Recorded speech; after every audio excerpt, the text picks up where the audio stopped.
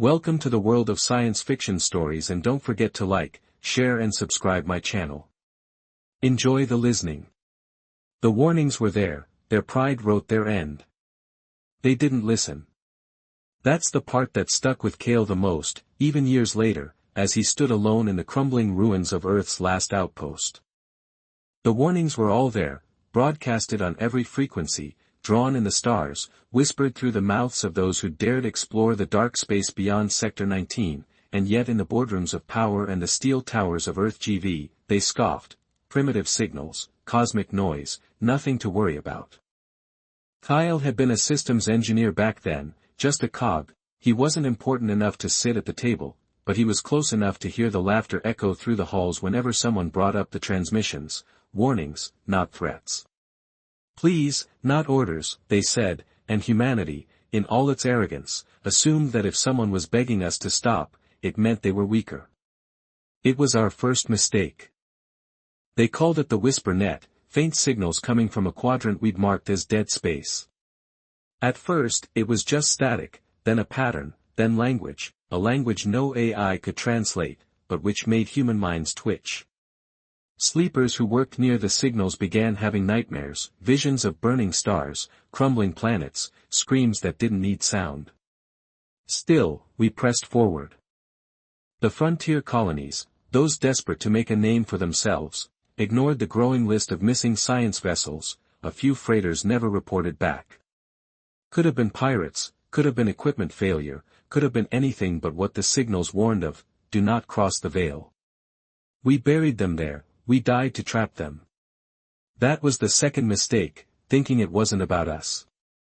Kyle remembered the debates more like televised ego fests. Politicians wanted glory, corporations wanted first claims, the military wanted new weapons, new tech, and maybe something to nuke if things got spicy. Only a few scientists, tired, ridiculed, and underfunded, tried to slow it down, but greed is louder than reason. By the time the first rift opened, Earth was already drunk on the illusion of invincibility. We'd defeated plagues, colonized half the solar system, built orbital cities. AI helped us manage everything. What could go wrong? Everything. The rift wasn't like a wormhole, it wasn't clean, it bled light, bent around it, signals warped, and something crawled out. Not an invasion, not a war, just decay. Systems went dark, people forgot names, water turned to ash in their mouths, reality shifted, entire cities woke up and found themselves buried under oceans or floating in the sky. We tried to fight it. That was mistake number 3. Weapons melted, drones stopped obeying, AI turned feral. They whispered about a logic older than ours, one that unmade rules, and through it all, a single chilling message kept repeating from every broken speaker and shattered screen. You were told Kyle survived the first wave by accident. A failed transport launch grounded him on Europa. He watched through distant cameras as Earth turned gray, then black, then nothing at all.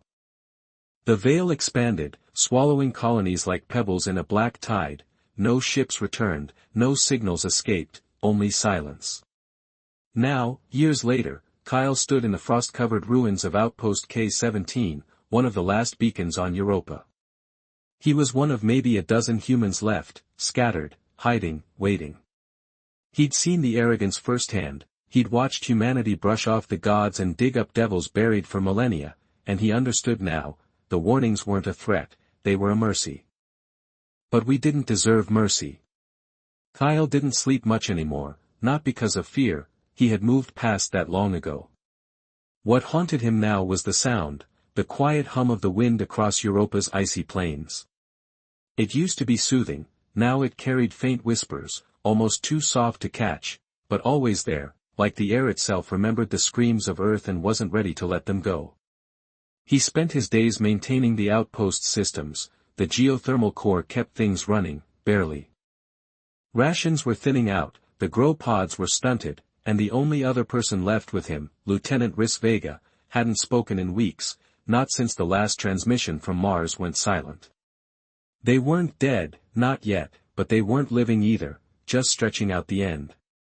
Kyle had tried contacting the outer colonies, even the rogue settlements past Neptune, but nothing, static.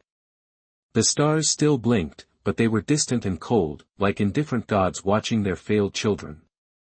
Then, one day, the static changed. He heard it while running a routine diagnostic on the long-range comms array, a flicker, a pattern, a pulse that shouldn't be there. For a moment, Cale froze, thinking his mind had finally cracked, but there it was again, 3 short beeps, 2 long, 1 short. Eris sat up for the first time in days. Is that Morse? Cale nodded slowly, heart pounding. He hadn't heard her voice in so long, it sounded foreign. Yeah, it's human. They scrambled to isolate the signal. It wasn't strong, but it was clear enough, a single phrase repeated over and over, looped with eerie precision, Outpost Sigma survived. 71 souls need extraction. Avoid the light. Cale stared at the screen, trying to process the message. Outpost Sigma was located near Saturn's rings. It was one of the earliest military research stations, long since written off after the rift swallowed Earth. 71. Eris whispered, That's a city compared to us, but the last part chilled Kyle, avoid the light. What light? He murmured. There's no light left. Eris shook her head. No, it's not sunlight, it's them. She hadn't spoken in weeks, but now she was shaking, her voice trembling. I saw it in my sleep. Kyle, bright white, but wrong. It wasn't warm, it burned your thoughts. That's why I stopped talking, I felt it trying to speak through me. Kyle looked at her, really looked, and noticed how gaunt she'd become, how pale. There was something flickering behind her eyes, fear, but also something deeper, something like resignation. Still, it was a message, a human one, proof that not everyone had been eaten by the dark. Against his better judgment, Kyle started prepping the old shuttle. It hadn't flown in 2 years, but the AI core still powered up, haltingly like waking from a coma. Eris didn't argue, she just started gathering what little supplies they had left before takeoff. Kyle stood outside the outpost one last time, looking up at the stars. Somewhere out there, 71 people might still be holding on. He thought of Earth and the way its skies had turned to ink before the silence came. He thought of all the leaders, the tech giants, the military brass, every single person who had laughed at the warnings, who thought dominance meant destiny. They were all gone now, and yet something survived, not because of arrogance, but maybe because of desperation, or luck, or maybe it was a trap. As the shuttle's thrusters kicked in, Cale made peace with one truth. He had to know if Outpost Sigma was real. It was hope. If not, then it would be a fitting end, burning through the last of humanity's ashes on a fool's errand, chasing ghosts through the cold vacuum of regret. And above it all, the whispers followed them into the stars. The flight to Saturn was quiet, too quiet. Kyle and Eris sat in the shuttle's narrow cockpit, strapped in tightly, barely speaking, as the stars shifted around them. The ship groaned and wheezed like an old man dragged out of retirement, and every minute Kyle expected it to tear apart mid-flight, but somehow it held. He kept watching the stars, not for beauty, but for movement. Since the veil spread, space hadn't felt still. Sometimes, he swore, the constellations changed when he blinked, entire formations gone, or new ones where there shouldn't be any. Eris said it was the madness creeping in, but deep down, Kyle wasn't so sure. 3 days in, they passed the wreckage of the Odessa, one of the first colony freighters sent beyond Earth orbit after the collapse. Its hull was split open like a crushed can, bodies frozen in the void, drifting endlessly. Kyle didn't stop, he just turned off the forward cameras. Eris didn't ask why. When they finally approached Saturn's orbit, the rings looked different. They weren't shimmering gold anymore, they were black, like someone had smeared ash across the planet's face. It wasn't a trick of light. Cale checked the readings a dozen times. Particles in the rings had changed, grown denser, absorbing light. It looked less like a celestial body and more like a morning shroud. This place is dead, Eris muttered. No one's alive here. But then the signal came again, clearer now, Sigma base, 71 alive, avoid the light. Kyle locked on to the coordinates and brought the shuttle around. The outpost was nestled in the shadow of a jagged moon fragment, half submerged in a crater. It looked more like a bunker than a station, no lights, no heat signature, but the signal was coming from inside. They landed rough, the landing gear jammed halfway through descent, forcing Kale to guide the shuttle down manually. The impact knocked both of them out of their seats. Eris hit the floor hard, groaning, but stood up before he could reach her. "Let's not die right after surviving all this," she said with a dry laugh. The atmosphere was thin, barely breathable. The station's entrance was sealed but intact. Manual override took a minute. As the outer door opened, a rush of stale, metallic air hit them. It didn't smell like rot or death, it smelled like time, like a tomb that had waited too long. They stepped inside. Everything was dark, not just a power outage dark, but deep dark. Their suit lights barely cut through the shadows. The walls were covered in some kind of soot, like the station had been scorched from the inside. And then they saw the first one, a body, upright, standing against the far wall, head tilted back, mouth open, not decomposed, not burned, just empty skin like wax, eyes gone, as if whatever made it human had been vacuumed out. Eris turned away, gagging. Kyle forced himself to look closer. No injuries, no sign of violence, but on the wall behind the figure, scratched deep into the metal, were words, "We let it in." They pressed forward, hearts pounding, breathing shallow. Room after room, the same scene, bodies standing frozen, eyes missing, mouths wide in silent screams, 71 of them, exactly. But the signal was still playing. That's when they reached the central control room. It was the only place that had power, just a single panel glowing softly like a dying ember, and beside it, a chair. In the chair was something that might have once been human but was now something else entirely, still breathing, barely connected to the station's mainframe through neural jacks embedded in its skull. Its eyes flickered open as they approached. It smiled. "You shouldn't have come," it rasped. Kyle stepped back. "Are you Sigma Command?" The thing laughed. "I was now, I'm just the switch they left on." "What happened here?" Eris asked. It turned its head slowly, painfully. "We heard the whispers, same as you, but we wanted to understand, so we answered.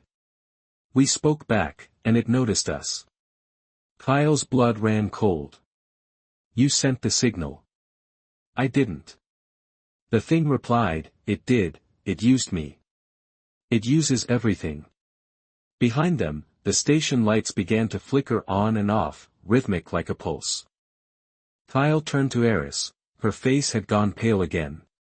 "Kyle, the light," he looked up, a soft, white glow was bleeding from the cracks in the ceiling, too white, too clean, like bleach burning through color itself, and it was moving, spreading. The thing in the chair smiled wider. "Now you understand, it doesn't kill us, it empties us. You feel it, don't you? The pull." Kale felt it, a warmth in his skull, a voice that wasn't his, whispering in his own thoughts. They had to run. Kyle grabbed Eris's wrist and pulled her back down the corridor. The walls were beginning to change, not physically, but visually. Light stretched, shadows twisted, and the floor no longer felt level under their boots. It was like reality was sliding sideways, peeling open at the edges. Behind them, the thing in the chair began laughing. It wasn't loud, but it filled every corner of the station. "You came for hope," it croaked, "but you brought it something better, a path back." Kale didn't stop to listen. The white light was bleeding faster now, crawling along the seams of the structure like a living thing. Where it touched, the metal warped and melted into strange shapes, spirals, glyphs, impossible symbols that made Kale's head throb just looking at them. Back to the ship, Eris gasped. Her breath was shaky, ragged. Kyle nodded, but his legs felt heavier with every step, not from exhaustion. This was different, like gravity itself was being rewritten. Behind them, or maybe it was pulling them back, they burst through the entrance chamber, slamming the emergency override on the airlock. The door responded sluggishly, like it was thinking about whether to obey. For a terrifying second, Kyle thought it wouldn't open at all. Then, with a hiss and a groan, the outer hatch opened, and they stumbled outside into the cold. The light didn't follow them yet, they sprinted across the jagged terrain toward the shuttle. Europa's low gravity made each movement feel unnatural, like they were swimming through invisible molasses. Behind them, the outpost began to glow from the inside, soft and pulsing like a lantern lit with bones. What the hell was that thing? Eris choked out as they reached the shuttle ramp. Kyle keyed in the access code. It wasn't a thing, not anymore. It was a conduit. The hatch opened, they stumbled inside, slamming it behind them. Kyle immediately began the startup sequence, while Eris collapsed into the co-pilot's seat, her hands trembling as the engines powered up. He looked out through the external cameras. The outpost had gone completely white now, light pouring from every seam, and just before the camera systems began glitching, he saw movement, figures, silhouettes in the glow, shifting and swaying like marionettes with broken strings. Some had no arms, some had too many, some looked almost human, but their limbs moved in jerky, unnatural rhythms, and every single one of them had no face, just a blank space where humanity used to be. The shuttle launched with a roar, engines straining. Kyle didn't care about the risk anymore, they needed distance now. As the craft ripped away from Saturn's orbit, Eris whispered something. Kyle didn't quite catch it. What? He asked, glancing over. She was staring at her hands. I saw it when the light touched me, just for a second. Kyle's stomach dropped. What did you see? Her voice was soft, fragile. Home. Not Earth, before stars, a place with no time, no sound, just hunger. Kyle gripped the controls harder. You didn't touch the light, Eris. She turned to him, and for the first time since he met her, he wasn't sure she was fully there. I don't think it needs to touch us, I think once we see it, part of it sees us back. The console blinked, incoming transmission. Kyle stared at it, a cold dread slithering down his spine, the same signal as before, same origin point, Sigma base, 71 alive, need extraction, avoid the light. He checked the navigation logs, that signal wasn't coming from Saturn anymore, it was coming from inside the shuttle. Kyle turned to Eris, but she was already staring straight ahead, unmoving, eyes wide open. Eris, he whispered. She didn't respond, and behind her, just beyond the cockpit glass, a soft white light blinked once, then vanished. Kyle didn't breathe, he couldn't. Something about the air inside the shuttle felt wrong, like it had changed, thickened. The filters were reading clean, but it smelled off, like burned metal and static, the same smell that filled the Sigma outpost, the same smell that haunted the memory of Earth's last days. Eris hadn't moved, she was still staring straight ahead, her lips parted just slightly, her body perfectly still, too still. Eris, Kyle said again, louder this time, nothing. He unbuckled and moved toward her, dread gripping his stomach like a vice. He reached for her shoulder, hesitated, and then touched her. She flinched violently, sucking in a breath like someone waking from a drowning dream, her whole body jerked, and she gasped, eyes darting wildly. Kyle, she whispered, like his name had been lost somewhere deep. I'm here, he said quickly, steadying her. What happened? You just froze.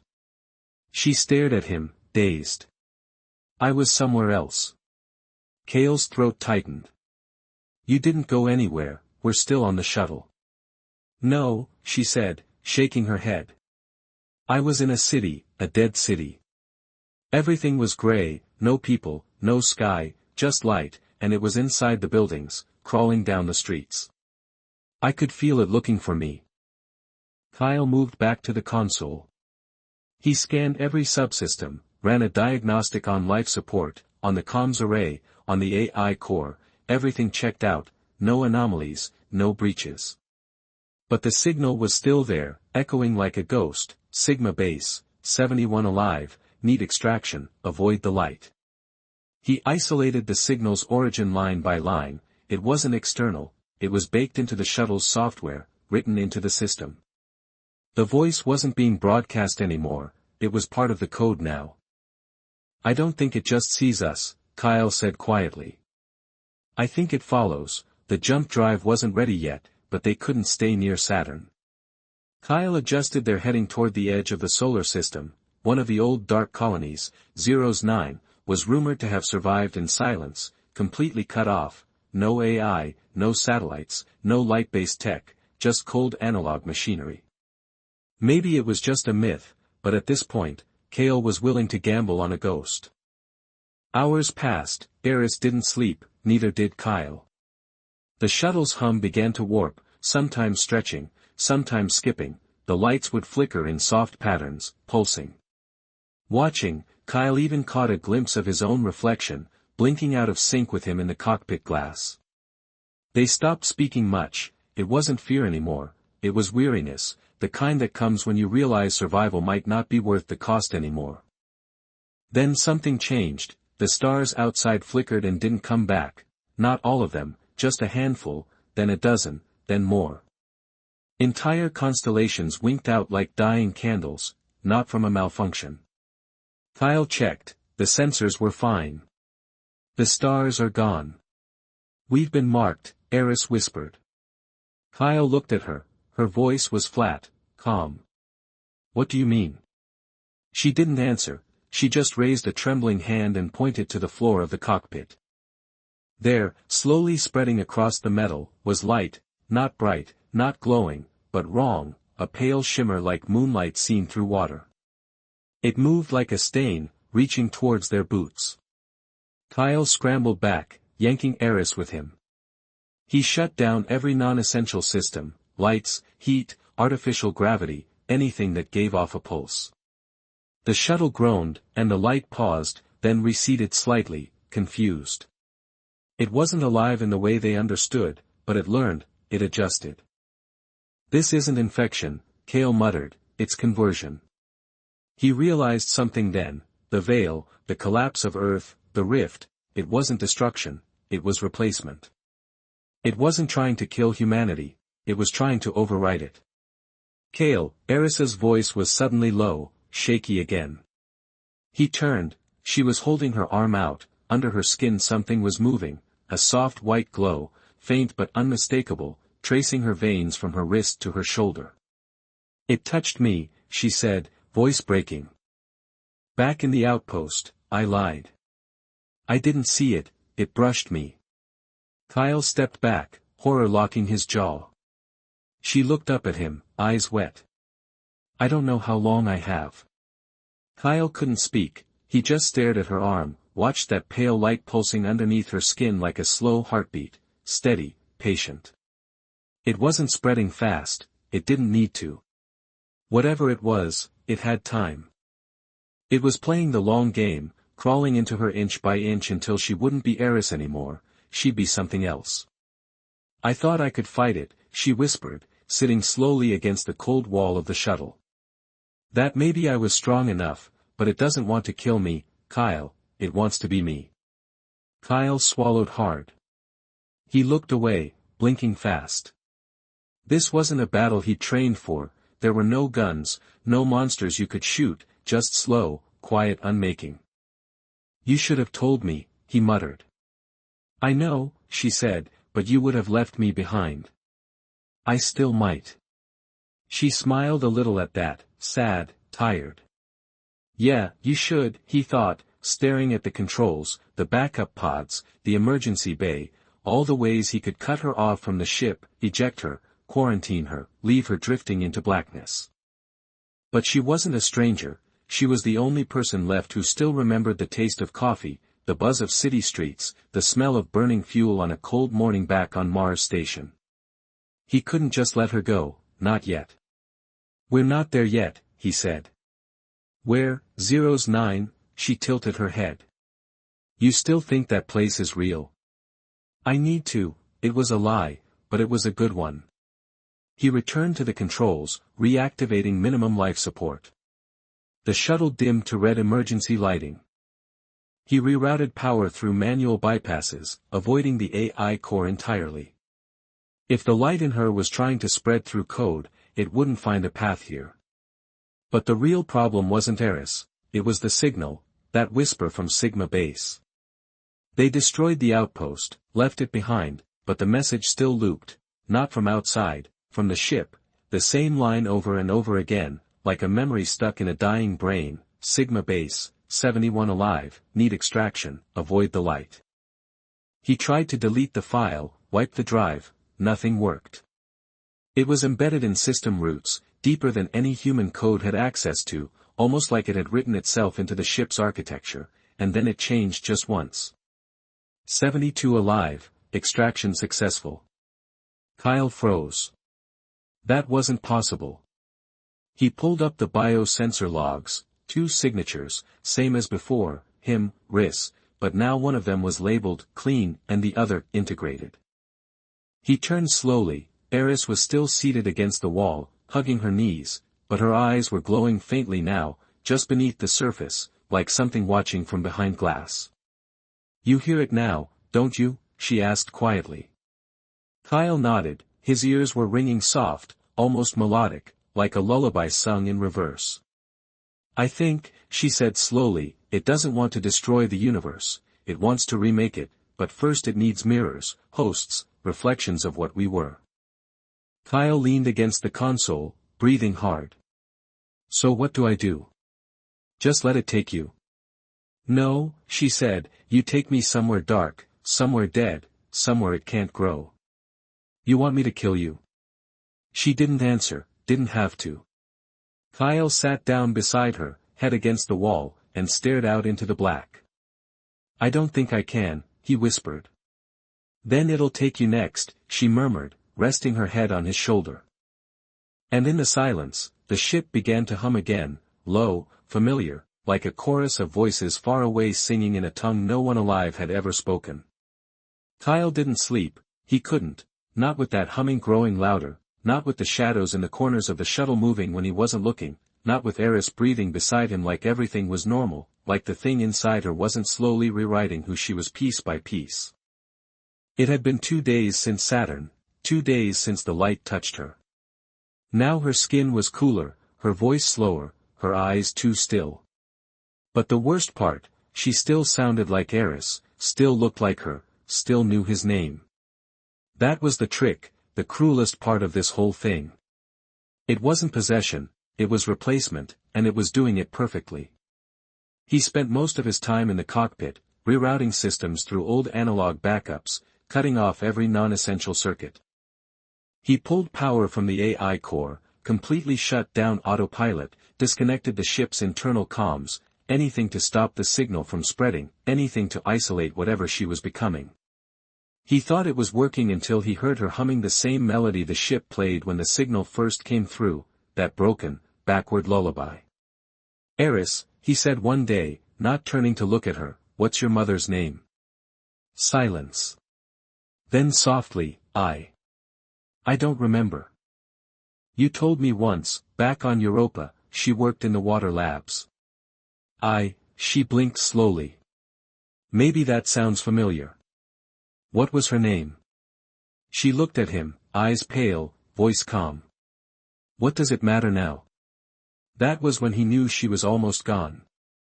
He locked the emergency bay that night, took the plasma cutter, and welded the inner doors shut, left her in the crew quarters with food, water, oxygen, enough to keep her alive just long enough to reach Zero's 9, if it even existed, if it wasn't just a fairy tale told by desperate survivors who didn't want to admit they were already dead. He told himself it wasn't abandonment, it was containment.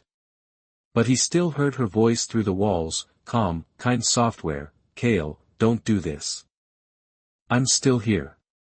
Sometimes she screamed, other times she cried. Once she just repeated his name for over an hour, perfectly steady like a machine stuck in a loop. Then one night she stopped, complete silence. Kyle should have felt relief, instead, he felt cold all the way down. It was the next morning that the message changed again, 73 alive, awaiting destination. "We remember you." Kyle stared at the console, 73. There were only 2 people aboard this ship. He ran a scan, 3 life signs, 1, him, 2, Eris, 3, it was coming from the engine bay. That made no sense, no one had been down there. He hadn't even opened that sector since before the Saturn landing, but the signal was there, faint, pulsing like a heartbeat. Kyle took the cutter, loaded a flare gun, and stepped into the corridor as he approached the engine bay. The walls seemed to breathe, not literally, but the air thickened, pulsed as if the ship itself had started to grow lungs. The hum was back, louder, layered now with voices beneath it, voices he almost recognized. He opened the door. Inside, bathed in flickering red light, stood a figure, not Eris, not human. It wore a suit, the same make as his, the same patches, the same ID badge, its name, its face, but wrong, too perfect, too clean, like a wax model of who Kyle had been 10 years ago. It turned to him slowly. "You were never supposed to survive," it said in his own voice, "but we adapt." Kyle raised the flare gun, the thing didn't flinch. "We remember what you were," it said, "and what you could be." The flare went off, fire exploded in a confined space, lighting the bay in violent orange. The figure didn't burn, it smiled, and behind Kyle, in the sealed corridor, Eris's voice came through the intercom, clear, crisp, stronger than ever. "You brought us home, Kale. You were always going to." Kale ran.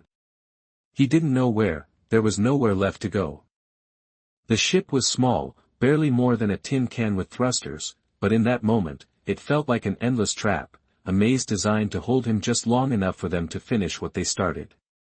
Behind him, the echo of his own voice followed, not his voice anymore, but the thing in the engine bay, that copy, that echo in skin. "We don't want to kill you, Kyle," it called out gently. "We want to include you." He slammed the door shut to the maintenance corridor and welded it with shaking hands, the plasma cutter hissing like a wounded animal. He didn't know if it would hold, he didn't care, he just needed seconds. His mind was fracturing. The hum of the ship was no longer just a sound, it was inside him, in his blood, in his bones. The lullaby rang behind his eyes, twisting memories, bending thoughts. He remembered things that never happened, people he never met, planets that didn't exist or didn't yet. Kale stumbled into the cockpit and locked every system he could, power, life support, engines. He initiated a hard override, total lockdown. He keyed in a dead man code he'd hoped he'd never have to use. If this went wrong, the entire shuttle would drop into the nearest gravity well and incinerate in the void, but first he had to try one last thing. He pulled up the manual beacon system. It was primitive, old Earth tech, analog, just a pulse and a frequency, no AI, no smart code, nothing that could be rewritten by the thing infecting his ship. He sent out a signal, 09, if you're real, if anyone's left, this is Kale Roven, human, not integrated, infected shuttle, require immediate containment. Do not respond digitally, do not transmit, just guide me in. He sent it in bursts, old Morse, old waveform, buried behind radiation pulses, the kind of transmission that predated the light, the AI, the veil. He didn't even know if anyone would understand it, but then a flash, a ping, not a voice, not a message, a coordinate. Kyle stared at the screen, disbelief blooming in his chest like a dying star catching fire one last time. It was real, 09 existed far beyond Pluto, an old mining colony turned exile zone, no AI, no light, just cold and dust and the forgotten, but it was still out there, and it had heard him. He keyed in the manual course, the engines screamed against the override, but he forced them through analog control, bypassing every smart system. The ship groaned, something inside it screamed too, deep and metallic and almost human. Behind him, footsteps echoed down the corridor, not heavy, not fast, calm, patient. He turned to see Eris, but it wasn't Eris anymore. Her skin was glowing faintly, that pale white shimmer under every pore, her eyes were milky, bottomless, and her voice was filled with every voice Kale had ever loved, known, or feared. You're running, she said, but not from us, you're running from yourself, from what you'll become. He raised the flare gun again, but she didn't move, just stood there, smiling that empty smile. You'll burn, he said. She nodded, we'll rise. He pulled the trigger, the light exploded across her chest, and this time the scream wasn't just sound, it was reality itself tearing open. She didn't die, she just stopped being Eris, and the light fled. Kyle collapsed into the pilot's chair, hands shaking, body broken. He activated the last sequence, the ship turned slowly toward the coordinates, toward the dark, toward the last place light couldn't follow. 2 weeks later, the shuttle was found drifting near the edge of the solar system. The miners of 09 didn't speak much about what they saw inside, they burned the ship, scrubbed the area clean, locked Kyle inside an iron cell buried a mile underground. He didn't speak for days, then one morning he looked up at the guard through the tiny viewing slit and smiled. I made it, he whispered, it didn't. And for a moment, just for a moment, the light in his eyes flickered, then it was gone. But no one ever opened that door again just in.